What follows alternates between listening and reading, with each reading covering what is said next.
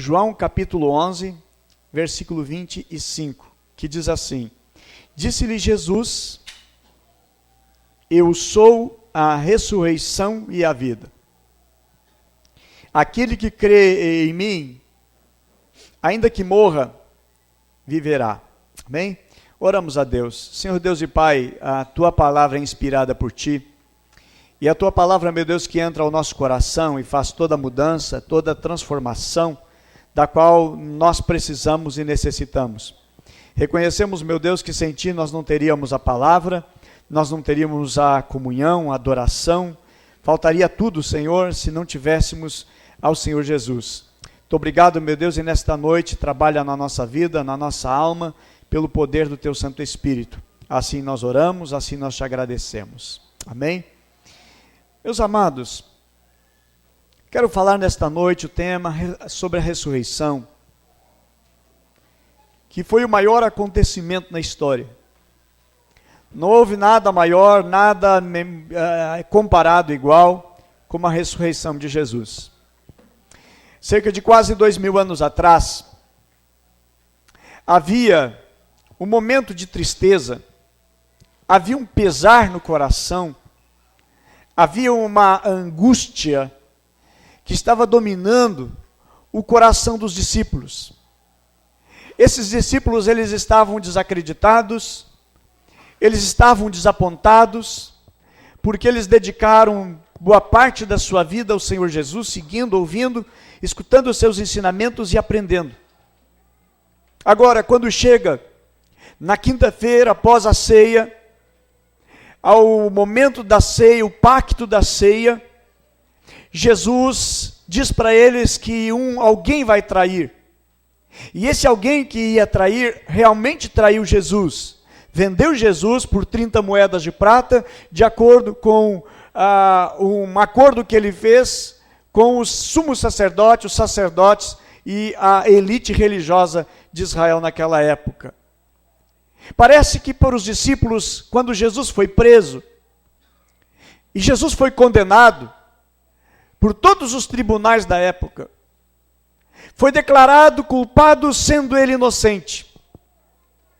E após ser passado por uma sessão de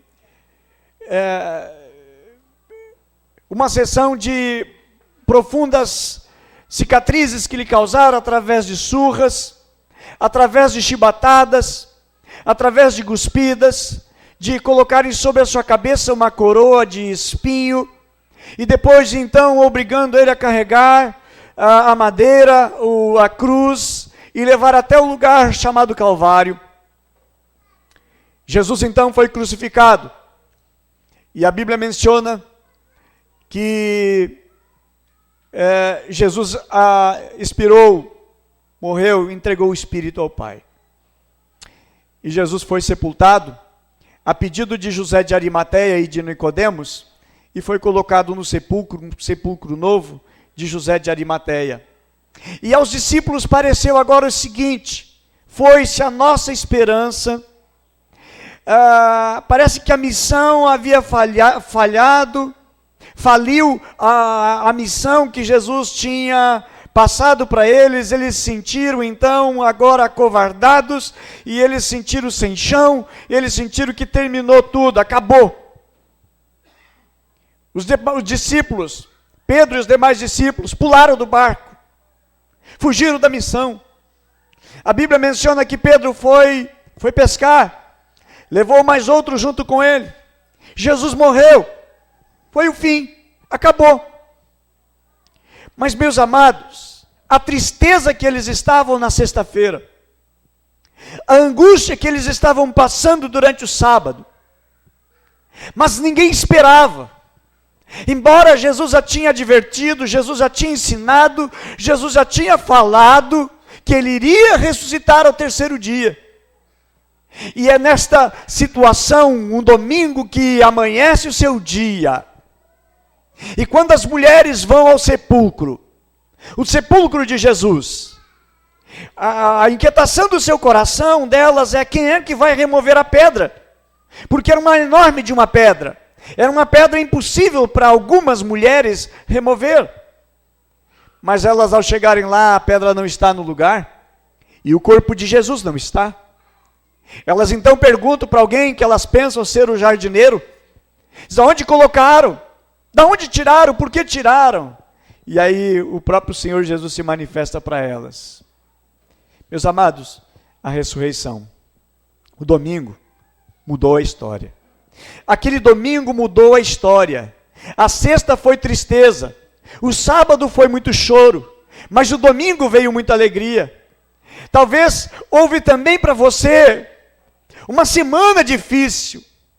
Quem sabe você passou um final de semana atribulado, com tantas situações difíceis. Mas eu quero dizer para você, hoje é domingo, é o dia da ressurreição, é dia de boas novas, é dia de nós acordar e ver, meus irmãos, que Jesus não está morto, mas que Ele vive e está, e Ele está no nosso meio, porque Ele assim prometeu, e assim Ele tem cumprido com as suas promessas. O mundo, meus irmãos, mudou após o milagre de Jesus, que foi a sua ressurreição. Os discípulos, observe bem, os discípulos antes estavam atormentados, mas depois da ressurreição, eles mudam. A fisionomia, o semblante, o jeito de encarar as situações muda. Esses homens agora, depois da ressurreição, eles estão cheios de coragem. Eles não estão mais com medo, eles não ficam mais se escondendo. Mas agora eles dão realmente, como a gente diz, eles dão a cara para bater. Eles não estão aí que vão morrer ou não, que vão ser condenados, que vão ser presos ou não. O que dá coragem para os discípulos saírem da toca e mostrar a cara, irmãos, é porque agora eles descobriram: Jesus ressuscitou. Há muitos que não conseguem entender e crer, embora saibam que Jesus ressuscitou, mas parece que Jesus está morto. Parece que Jesus ainda está sepultado. E parece que é impossível as coisas acontecerem. Há muitos que ainda carregam como se Jesus estivesse morto. Há muitos que ainda carregam um crucifixo pendurado. Por que um crucifixo? Meus irmãos, o crucifixo representa alguém morto, pendurado numa cruz. Nada contra. Se você quer usar, usa, mas é mais belo, é mais lindo você usar então um símbolo de uma cruz vazia, sem ninguém naquela cruz, que demonstra que ele não está na cruz. Não apenas ele não está na cruz, ele não está no túmulo, mas ele vive, porque ele ressuscitou.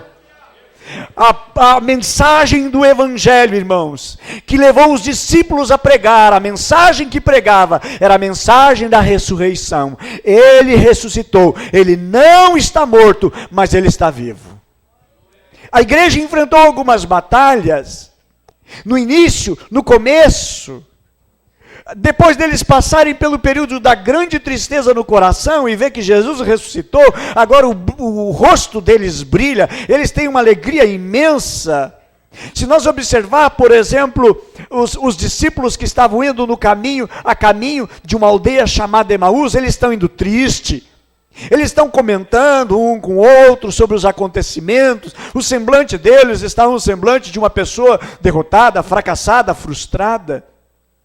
Ao lado deles entra um cidadão, começa a caminhar, eles não sabiam, era o próprio Senhor Jesus ressuscitado. E Jesus começa a conversar e falar com eles. E Jesus pergunta: do que vocês falam? Diz ele: por acaso tu não sabe do que está acontecendo? E Jesus pergunta: o quê? Diz ele: por acaso tu é o único que não está sabendo que Jesus, um homem justo, um varão fiel, nós esperávamos que ele fosse a redenção de Israel, mas ele morreu. Até alguns dizem que ele ressuscitou. Ou seja, alguns dizem que ressuscitou, eles não estavam crendo. Mas o que acontece, irmãos, Jesus está caminhando com eles, Jesus começa a abrir as escrituras, e vem lá dos profetas e vai trazendo, mostrando que era necessário que o Messias, o prometido, ele fosse traído, que ele fosse vendido, e que se cumprisse sobre ele as profecias que se cumpriam em apenas um dia, muitas profecias.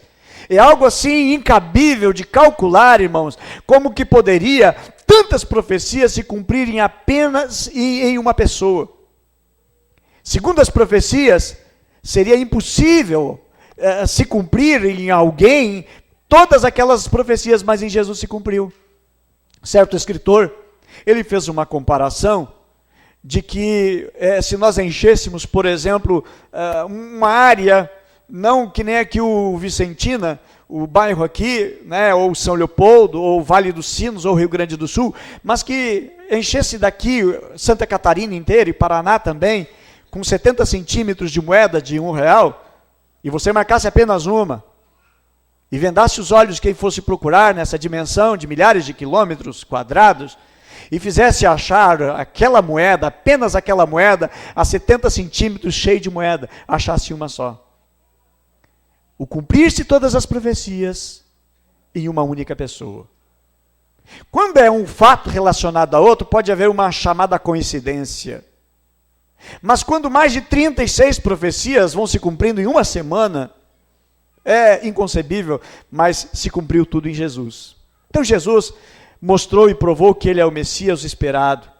E aí quando Jesus então faz, que está indo numa outra direção, os 2 discípulos que iam para a aldeia de Emaús, coagem Jesus de Jesus ir para a casa deles. Convidam Jesus a ir para a casa deles. E diz, olha, já faz tarde, já muito tarde, entra aqui conosco. E Jesus foi. Quando Jesus senta na mesa e vai dar graças pelo pão, e aí Jesus então se deixa revelar, e eles observam que era Jesus mesmo. No caminho eles não percebiam, mas sentiam que o coração ardia, que o coração mexia com eles. Sabe, meus irmãos, que a presença de Deus ela é verdadeira e que a gente sente. Ela é sentida na nossa alma quando Jesus está presente, quando Ele está falando, quando Ele está trazendo a nossa vida e confrontando verdades à nossa vida, nos tirando do engano e da mentira. E aí eles percebem que é Jesus, cai dos seus olhos aquilo que parecia ser uma escama. De repente agora Jesus desaparece ali naquela mesa. Esses homens, eles se levantam imediatamente, eles correm, eles vão a Jerusalém. E eles vão lá cheios de alegria, cheios de felicidade. O que muda a alegria e a felicidade, irmãos, é a certeza de que Jesus está vivo. O que eles não tinham, o que não estava presente na vida deles. Então eu quero dizer, meus irmãos, que a ressurreição traz muita alegria. A ressurreição é a mais alegre de todas as notícias. Segundo a palavra de Deus, nós descobrimos que o apóstolo Paulo diz que a nossa pregação é vã se não tem a ressurreição. Quando Pedro vai pregar, no dia de Pentecoste, o tema da mensagem é a ressurreição. E por causa da mensagem da ressurreição, quase 3.000 pessoas, naquele dia, aceitam a palavra e se convertem ao Senhor Jesus e são batizados. Mas teve ataques. No início da igreja, começando a igreja, houveram ataques e mentiras. A Bíblia diz em Mateus capítulo 28, versículo 12, e o versículo 13, você pode anotar aí para ler em casa, diz assim, e congregado eles com os anciãos, e tendo consultado entre si, deram muito dinheiro aos soldados, e ordenaram que dissesse, vieram de noite os seus discípulos, e estando nós dormindo, furtaram-no. O que aconteceu? Os soldados que foram colocados ali com propósito, porque os judeus disseram o seguinte, olha, esse homem que morreu, que foi Jesus, que foi crucificado e morreu e foi sepultado no túmulo de José de Arimateia, eles disseram, olha, esse homem, chegaram para Pilatos, o governador, o rei, e disseram, olha, esse homem quando estava vivo, ele disse que ia ressuscitar. Então faz o seguinte, coloca guardas na porta do túmulo, para que não acontecer de alguém furtar o corpo dele e depois inventarem mentiras por aí. Então, com o propósito de não haver o furto do corpo do Senhor Jesus, eles colocaram então, de acordo com Pilatos, com a ordem de Pilatos, o governador, a maior autoridade, colocaram ali no túmulo aqueles soldados. Porém, a Bíblia diz, meus irmãos, que desceu um anjo do céu, houve um tremor, e a Bíblia diz que o sepulcro se abriu, e Jesus ressuscitou. Os soldados ficaram atemorizados, ficaram apavorados, e eles foram correndo contar para os sacerdotes. Aí o texto de Mateus 28 é que nos diz, e congregado eles com os anciãos, tendo consultado entre si, os anciãos, os sacerdotes, a elite religiosa da época, deu muito dinheiro, propina, comprou o silêncio deles. E disse, olha, vão e digam que eles vieram de noite, os seus discípulos, e nós, os soldados, estávamos dormindo e eles furtavam. Meus amados, vamos lembrar que os discípulos estavam acovardados. Pedro havia negado Jesus, dizendo que não conhecia, só pelo fato de estar ali. Ele não estava comprometido no momento da audiência que Jesus estava tendo com o Sinédrio, ou estava tendo com Caifás. Pedro não ia arriscar a sua vida para ir lá roubar um corpo. De maneira nenhuma. Eles estavam acovardados, eles estavam aterrorizados e com medo. Eles nem sequer acreditavam que Jesus iria ressuscitar. Vamos lembrar que Pedro, meus irmãos, negou Jesus várias vezes. Mas no livro de Atos narra que Jesus se apresentou vivo aos apóstolos. Quando diz em Atos capítulo 1, versículo 3, diz assim: aos quais também, depois de ter padecido, se apresentou vivo com muitas e infalíveis provas, sendo visto por eles por um espaço de 40 dias e falando das coisas relacionadas ao reino de Deus. Depois da ressurreição, Pedro prega corajosamente. Ele não tem medo. Ele vai lá no templo e prega. Diante das autoridades, ele diz assim: ó, Jesus, a quem vocês mataram. Que gera coragem nele, meus irmãos, é a certeza que Jesus havia ressuscitado. Mas antes de Jesus ressuscitar, eles não sabiam. Tanto que, quando vão avisar, olha, Jesus ressuscitou, alguns até duvidam. Não, Tomé disse, eu só vou crer se botar o meu dedo ali no lugar dos cravos. Mas a Bíblia também diz que não podemos deixar de falar do que temos visto e ouvido a respeito do que os discípulos estavam falando. E é mais importante obedecer a Deus do que as autoridades. Aqui está Pedro falando quando estão querendo proibi-lo de pregar o Evangelho, anunciar o Evangelho das boas novas e da ressurreição. Atos capítulo 5, verso 40, nos diz assim: concordaram, pois, com ele, tendo chamado os apóstolos, açoitaram e mandaram que não falasse em nome de Jesus e o soltaram. Retiraram-se, pois, da presença do Sinédrio, regozijaram-se de terem sido julgados dignos de sofrer afronta pelo nome de Jesus. E a Bíblia diz assim: aí, todos os dias, no templo, de casa em casa, não cessavam de ensinar, a anunciar a Jesus o Cristo. E foi por causa da pregação da ressurreição que eles enfrentaram a morte. Tiago morreu à espada. Estevão morreu apedrejado. Paulo foi decapitado. Pedro foi crucificado de cabeça para baixo, pois ele disse: eu não sou digno de morrer numa cruz, que nem Jesus me crucifique de cabeça para baixo. O que trouxe coragem, meus irmãos, foi a certeza que Jesus ressuscitou. E as promessas de Jesus se cumprindo. Pedro, na sua mensagem, ele declara e disse: olha, vocês mataram o autor da vida. E aí Pedro ainda usa, irmãos, a palavra e a expressão dizendo: a quem Deus ressuscitou, de dentre os mortos, de qual nós somos testemunhas. E ele diz: vocês mataram o autor da vida, mas Deus ressuscitou. Não tem impedimento para pregar a palavra, anunciar a palavra, mas esses homens que estão cheios de coragem não tinham. E aí diz: olha, roubaram o corpo. Agora, por que tentaram então negar a ressurreição de Cristo? Os inimigos, os que queriam acabar com Jesus, investiram muito dinheiro, subornaram os soldados para que deixasse o povo e os seus discípulos, a crer que os discípulos tinham ido lá furtar um cadáver, enquanto os guardas dormiam.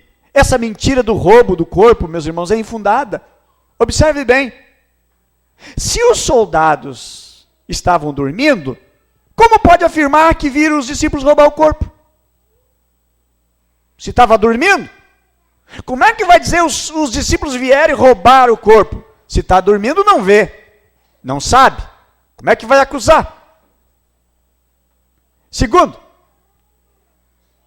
quem está dormindo não pode ver nada.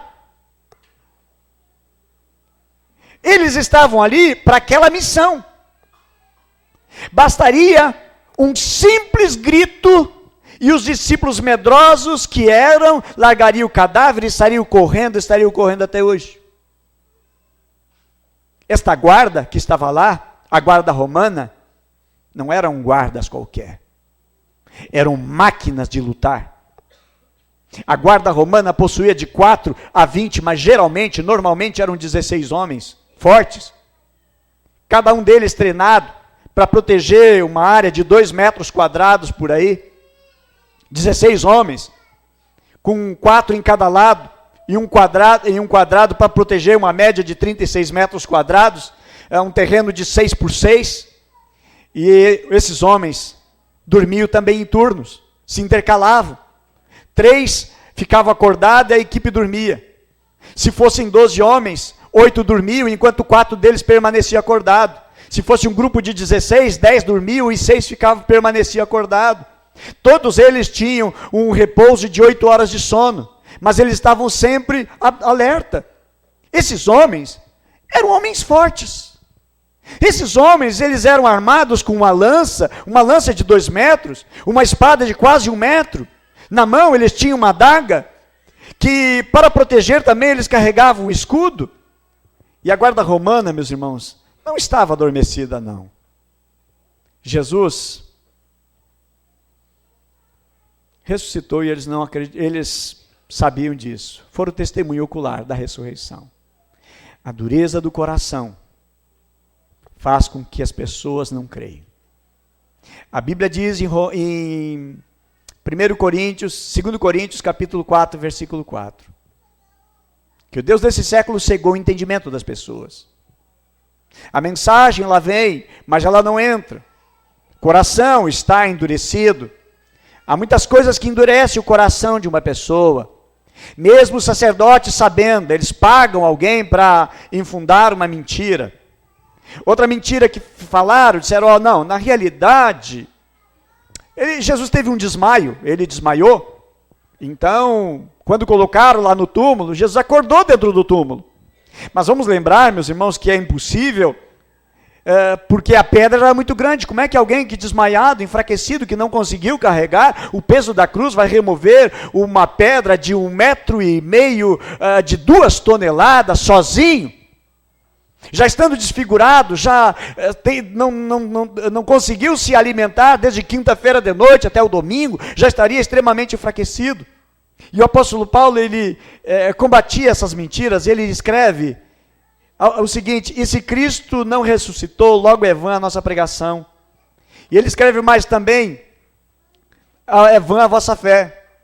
E assim somos também considerados como falsas testemunhas de Deus, pois testificamos de Deus que ressuscitou a Cristo, o qual, porém,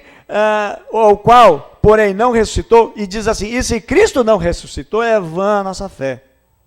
E ainda permaneceis vocês nos vossos pecados, e também os que dormiram em Cristo Jesus. Ou seja, Paulo disse, olha, é uma verdadeira perda de tempo o evangelho se Jesus não ressuscitou. E Paulo ainda continua dizendo: mas agora Cristo ressuscitou dos mortos e foi feita a primícia dos que dormem, porque assim como a morte veio por um homem, também a ressurreição dos mortos veio por um homem, porque assim como todos morreram em Adão, assim todos viverão em Cristo Jesus. 1 Coríntios capítulo 15, quando Paulo tem que combater algumas heresias que estão entrando na igreja de Corinto, e Paulo fala a respeito da ressurreição, versículo 14 até o versículo 22, mas temos provas da ressurreição que a igreja usou na época. Os soldados romanos, meus irmãos, quando eles tiravam a pessoa da cruz, eles quebravam os ossos a fim de que a pessoa morresse na cruz, asfixiada, sem poder respirar. E Jesus não foi preciso quebrar os ossos, primeiro para se cumprir a profecia que nenhum osso seria quebrado. Segundo, porque eles perceberam que já estava morto. Um dos soldados, para aferir a morte, colocou uma lança e colocou no peito de Jesus, e a Bíblia diz que ali saiu sangue com água. Na realidade, houve uma rápida decomposição, e declarando realmente que já estava morto, Pilatos mesmo mandou assegurar que se realmente tinha morrido, e um cinturão, antes de entregar o corpo para José de Arimateia, vai lá e passa o atestado de morte. Não era um desmaio. essa mentira do desmaio, Jesus, depois de ter severamente sido apanhado, abatido, não conseguiu carregar a sua própria cruz, foi pregado no madeiro, e a Bíblia menciona que os soldados testificaram, 4 soldados testificaram a garantia da sua morte, e como é que ele iria remover uma pedra de tantas toneladas? Meus amados, e deixa eu dizer, isso estava trazendo problema para a turba religiosa da época, e Jesus estava desmaiado e andando pelas ruas agora, por que não prende Jesus? Pega ele, captura, e diz, olha, é mentira, está aqui, ó, Jesus está vivo, olha, nós capturamos ele. Mas eles não podiam, meus irmãos, porque é uma mentira, era uma farsa. É impossível haver um desmaio em que alguém fraco e debilitado que estaria, não conseguiria mover uma grande pedra, que era um espaço onde Jesus foi sepultado para 3 pessoas. Depois da ressurreição, a Bíblia menciona que essa pedra, ela foi removida e ela estava numa posição diferente, onde eles tinham colocado e tinha selado, e onde tem o selo do rei, ninguém pode quebrar. Vamos lembrar a passagem de Daniel, que o rei selou a cova dos leões, ali a entrada da cova, e não poderia ninguém tirar e remover aquela pedra. Porque uma vez colocado o selo, é crime de morte, arrebentar o selo.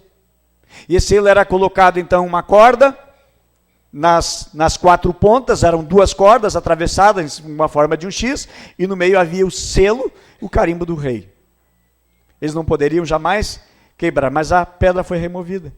Mateus, ele utiliza uma palavra no grego, que é a palavra kúlio, que significa rolar. Mas Lucas, que é um médico, e é mais cuidadoso no escrever e no pesquisar, ele usa a palavra kúlio também, mas ele utiliza a proposição apokúlio, que significa longe de, ou seja, a pedra foi removida para bem longe de onde estava. Já no Evangelho de João, a palavra é utilizada a palavra airo. Airo significa levantar algo, transpô-lo e colocar num outro lugar. Ou seja, esta pedra foi tirada dali e foi colocada no outro lugar, mais acima, distante dali. Não foi uma coisinha só arredada de lado, não.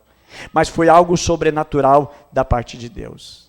Meus irmãos, vale sempre lembrarmos que Pedro e os discípulos, todos eles acovardados, desanimados, derrotados, não entenderam a profecia, que Jesus se levantaria dos mortos, que Jesus havia avisado eles. Mas a Bíblia menciona em João capítulo 20, verso 19, que ele apareceu no primeiro dia da semana, através das portas fechadas, e mostrou aos seus discípulos as suas mãos e o lado que havia transpassado. E o texto vai corroborando, o texto vai trazendo essas informações que são preciosas e são riquíssimas. Tomé não estava com eles e desacredita. 8 dias depois, Jesus aparece mais tarde e manda que Tomé coloque o dedo no buraco onde estavam os cravos, tinha transpassado. João capítulo 20, versículo 26. Tomé, ele precisava de provas objetivas. E aí agora Jesus entrega essas provas para ele. Jesus permite que Tomé examine as suas mãos e o lado ferido pela lança também. E eu quero dizer, meus irmãos, que os 11 discípulos morreram como mártires. Não por uma ideologia, mas pela certeza da ressurreição. Romanos e judeus poderiam até dizer o seguinte: não, fomos nós que tiramos o corpo dali. E o corpo não está ali porque nós tiramos. E colocaram no outro túmulo, num lugar secreto. Então, se eles quisessem realmente fazer, por que eles não tiravam o corpo do lugar onde eles colocaram? E diziam, olha, está em tal endereço, está em tal lugar, pode ir lá. Mas não, eles não faziam isso. Eles chamavam os discípulos e mandavam proibir de pregar o evangelho. Parem de pregar no nome desse homem. Então essas farsas, elas não funcionam. Eles poderiam muito bem ter apresentado o corpo e teriam acabado de vez por todas com o cristianismo. Em vez disso, os judeus prenderam os cristãos, prenderam Pedro, prenderam João, prenderam os demais apóstolos, mataram Estevão, apedrejaram Estevão, perseguiram a todos. Eles poderiam então golpear a vida deles, mostrando, olha, está em determinado endereço. Porém, meus irmãos, eu quero dizer que a ressurreição muda tudo na nossa fé. Bem escreveu o apóstolo Paulo: E muito bem escreveu que por causa da sua ressurreição nós somos justificados. Da onde vem o nosso perdão? É a certeza, irmãos, que Jesus morreu, mas que ele ressuscitou. Não basta saber que Jesus morreu numa cruz. Não basta apenas conhecer que ele morreu pelos nossos pecados. Eu preciso crer, irmãos, no poder da ressurreição. Por que eu lhes digo isto? Em Gênesis capítulo 3, fala da queda do homem. E na queda do homem houve uma separação do homem e Deus. E eu creio que a pior coisa que pode acontecer para cada um de vocês que estão aqui é uma coisa chamada morte. Todos nós, daqui quem sabe 60, 70, 80 ou 100 anos, quem sabe crianças que estão aqui vão viver 100 anos. Todos nós temos um inimigo que a Bíblia menciona que é chamado morte. Todos nós lutamos contra ela. É por isso que você toma medicamento, é por isso que você se alimenta para não morrer. É por isso que você faz de tudo na vida e faz plano de saúde para tentar combater a morte. Por isso que temos faculdades de ciência, faculdades de medicina, com o propósito de combater a morte, lutando contra a morte. Há pessoas que estão pedindo para seus familiares congelar assim que morrerem, esperando que lá no futuro a tecnologia avançada possa então descongelar esses corpos e possam então, através da tecnologia, fazer viver aqueles que um dia morreram. Porém, meus irmãos, não é tecnologia e não é a ciência que traz a vida. A morte entrou por uma pessoa. A morte é o pior inimigo do ser humano. Mas a Bíblia menciona que Jesus, ao terceiro dia, a Bíblia diz que ele venceu a morte. Venceu o aguilhão da morte, o aguilhão da morte. Morte, aonde está o teu aguilhão? Jesus enfrentou a morte. E Jesus matou a morte. Jesus venceu sobre a morte. Jesus ressuscitou. E Ele está vivo à destra do Pai, intercedendo por nós, buscando por nós. E Ele disse, eu vou preparar lugar, para que onde eu estou, vocês estejam comigo também. A ressurreição, meus irmãos, é a nossa maior vitória. Nós sabemos que vamos viver aqui alguns anos mais, algumas décadas mais, mas nós sabemos que depois da morte, nós viveremos, porque Jesus disse, todo aquele que crê em mim não morrerá, mas ressuscitará. A nossa esperança em Deus está na ressurreição. Paulo ele chega a dizer que a nossa fé seria vã se não tivesse a ressurreição de Cristo, que a nossa pregação ela seria inútil, que a nossa esperança ela seria vazia, que o nosso testemunho seria falso, que os nossos pecados não seriam perdoados e que nós seríamos mais infelizes de todos os homens porque não temos esperança nenhuma. Mas graças a Deus que nós cremos em Jesus, amém? Graças a Deus que nós cremos na ressurreição, amém? O maior de todos os acontecimentos na Bíblia não é a ressurreição de Lázaro, não é a cura do paralítico, não é a cura da doença que você está buscando em Deus uma resposta, mas o maior milagre, meus irmãos, é a ressurreição de Jesus, que enche o nosso coração de esperança, enche o nosso coração de alegria, enche a nossa alma de paz. Se nós cremos em Jesus só nesta vida, escreve-nos o escritor apóstolo Paulo, ele diz, nós somos os mais miseráveis de todos. Se eu espero apenas a vida aqui, se a minha esperança é só aqui, se o meu viver está atrelado só aqui, eu sou o mais infeliz das criaturas. Mas se a minha esperança está em Cristo, certamente Ele virá e Ele vai nos buscar. E Ele vai transformar esse nosso corpo corruptível em um corpo de glória. Quando Deus nos criou, meus irmãos, Ele nos criou para sermos imortais. Mas o pecado trouxe a morte. A Bíblia diz que morte é separação de Deus. Por causa do pecado, Deus afastou Adão do paraíso. E ele foi então colocado para fora. E aí a Bíblia menciona a sentença de morte para o homem. E eu quero louvar a Deus, meus irmãos, porque a morte, ela entrou no mundo, mas Jesus entrou no mundo também, entrou na minha vida e entrou também na sua vida. E Ele trouxe vida. Nossa esperança está em Cristo. Eu quero dizer, meus irmãos, que o túmulo vazio de Cristo É o início da igreja, é o berço da igreja. E porque Cristo ressuscitou, a morte não tem a última palavra. Porque Jesus ressuscitou, a morte não é a coisa mais forte que existe no mundo, mas Jesus é o mais poderoso e fiel. Amém? Nele nós confiamos, nele nós esperamos. Porque Cristo ressuscitou, o túmulo gelado não é o nosso destino, mas esperamos, conforme diz a palavra, novos céus e nova terra. Aguardamos e esperamos em Cristo Jesus. O nosso corpo será imortal, incorruptível, poderoso e glorioso conforme a palavra de Deus. Será espiritual e será celestial. Amém? Nós iremos brilhar como as estrelas do firmamento também, porque há uma viva esperança para nós, em nome de Jesus. Meus amados, caminhamos não mais como que para um horizonte incerto na vida, sem saber o que vai acontecer. Não, nós sabemos bem certo o que vai acontecer. Assim como Jesus morreu e ressuscitou, e nos trouxe vida, ele trouxe vida para nós. Amém?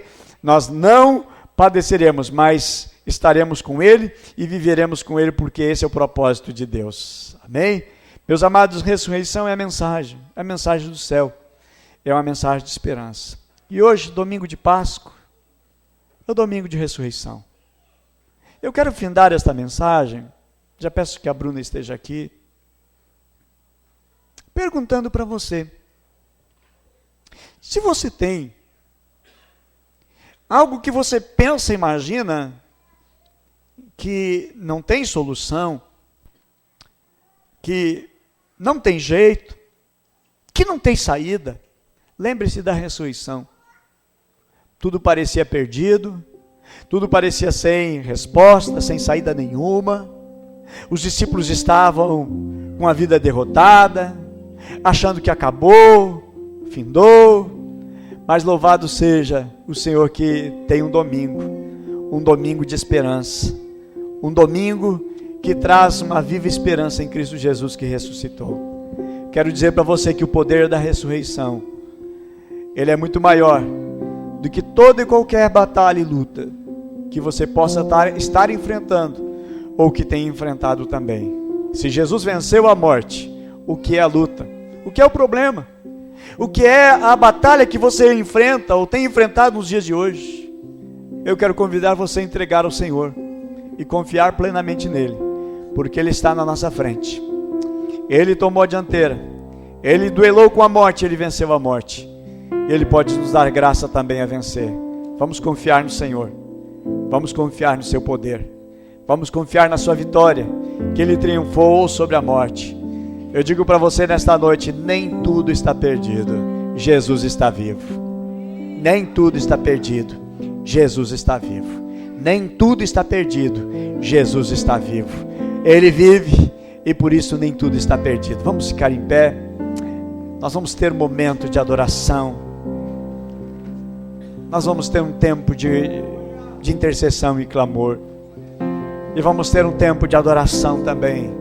Porque Jesus está vivo. Ele não está morto. Ele morreu, mas ele ressuscitou. Que tenha ressuscitado também para você. Que Jesus não esteja em um túmulo para você, mas que ele esteja vivo, bem vivo. Atuando, agindo, operando e realizando a causa mais difícil. Amém? Nós vamos adorar em nome de Jesus a ele, o nosso amado Jesus.